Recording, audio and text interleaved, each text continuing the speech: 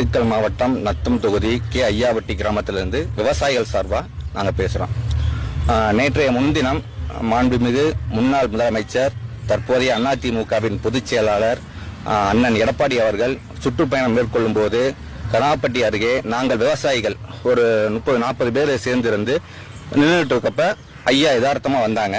வந்துட்டு இந்த மாதிரி நாங்க புளிய வச்சு ஒரு கோரிக்கையை முன்வைக்கிறதுக்கு வந்தோம்.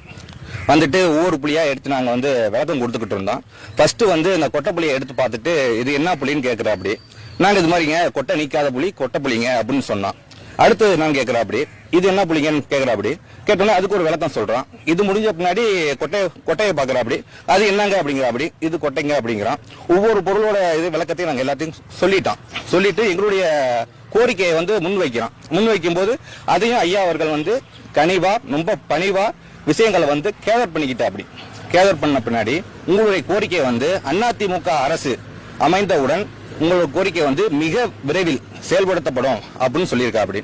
இது இப்படி இருக்க நேற்று சாயந்தரமா மா சுப்பிரமணியன் அமைச்சர் அவர்கள் இது கொட்டை எடுத்த புலியா கொட்டை எடுக்காத புலியா அப்படின்னு ஒரு வாதத்தை முன்வைக்கிறாரு.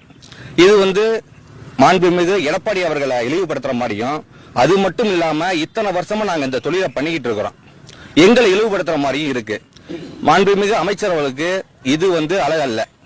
ஒரு அமைச்சரா இருந்துகிட்டு கொட்டை எடுத்த புலியா எடுக்காத புலியா என்பது இது அழகான விஷயம் அல்ல.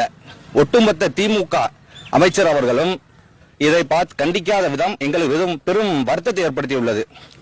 இது மட்டுமல்லாமல் எங்கள் கோரிக்கையை ரொம்ப எந்த அளவுக்கு இறங்கி எங்களுக்கு செயல்படுத்தி தரோம் அப்படின்னு சொல்லி ஐயா அவர்கள் சொல்லியிருக்காங்க.